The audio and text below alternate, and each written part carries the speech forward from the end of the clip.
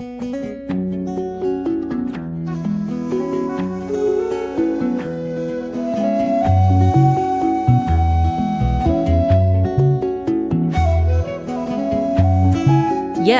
it is possible, but it is difficult to recommend it because it can be very dangerous for Sangha. Some monasteries will prohibit ordinations of openly gay men.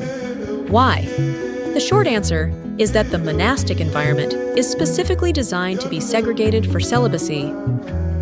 Segregation of genders breaks when homosexuals are ordained and mix with other monks. This is true especially at large monasteries where there is less supervision.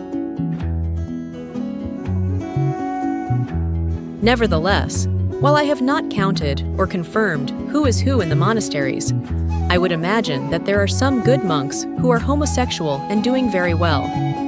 Generally speaking, there is a don't ask, don't tell policy. It is best to focus on the spiritual life instead.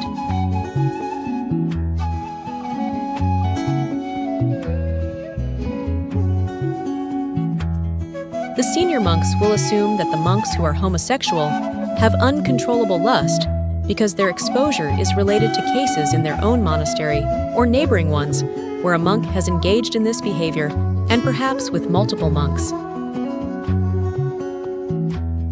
It destroys the life of that monk as well as the monks involved. It is for this reason that this perception exists, because lust went beyond the mind and control was lost.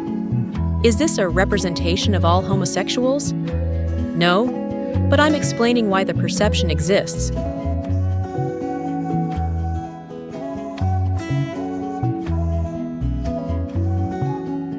In a monastic environment, most potential dangers are removed through segregation of men and women. Most monasteries prohibit women from visiting after hours, let alone sleeping in a monastery. In short, if there are no women, then there is no possibility for sex with women. For this reason, that danger does not exist. However, when it comes to homosexuals, that segregation cannot happen.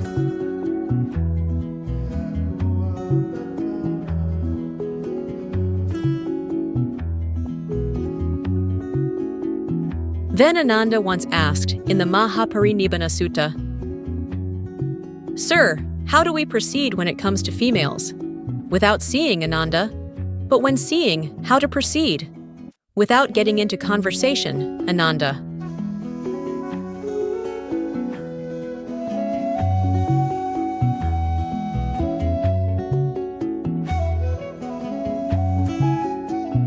If a monk were to live with nuns, it would be very difficult for him to be happy with his monk life, because lust would naturally arise. In fact, not so long ago, there was a highly skilled meditation teacher who ended up having sex with a nun because he had too much contact with women. He was immediately disrobed the moment the act happened, whether he told anyone or not. Even though he was a great meditation practitioner and teacher, we could still say he had uncontrollable lust. Why? He didn't control it, and it was lost due to constant exposure to the attracted gender.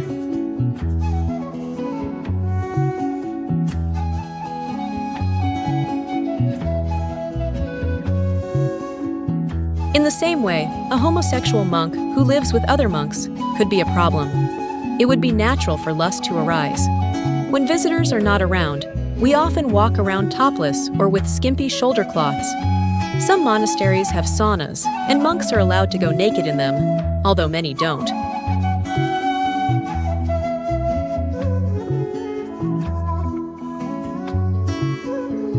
Would you like to try celibacy and live with near-topless nuns? Even if you are an extreme liberal, you should be able to see this as a problem.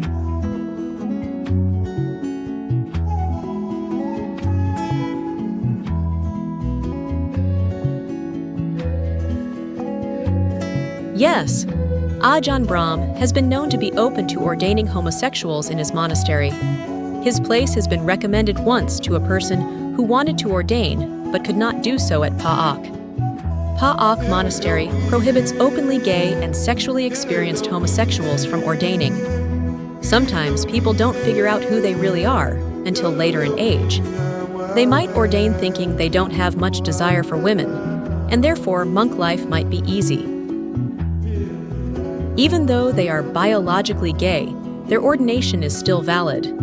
There are only special cases where the male genitals are deformed or missing invalidates an ordination. So one who is gay but didn't figure it out before he ordained would definitely know his status with the practice of extreme celibacy. Celibacy is one of the main defining characters of being a monk. If you are not celibate, you are not a monk. When extreme celibacy is practiced, the lust will naturally arise when the objects of lust are present. One can maintain control through mindfulness, but a segregated monastic environment has limited objects for the lust objects to even be present.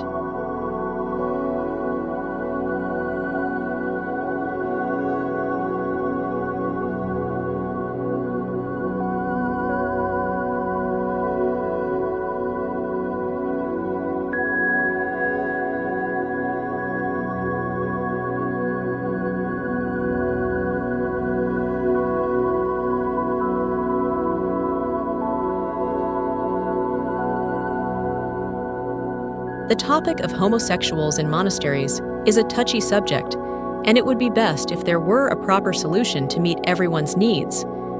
In Theravada, we still recommend celibacy as a best practice for both heterosexuals and homosexuals.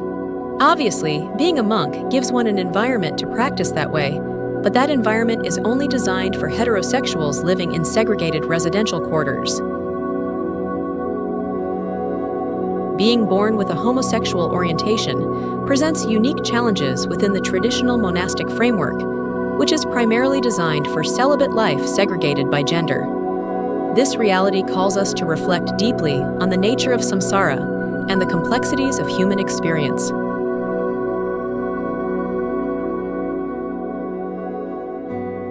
It is a reminder of our shared journey towards enlightenment, which requires us to cultivate understanding and create conditions where every individual can strive for spiritual liberation, to reach nibbana.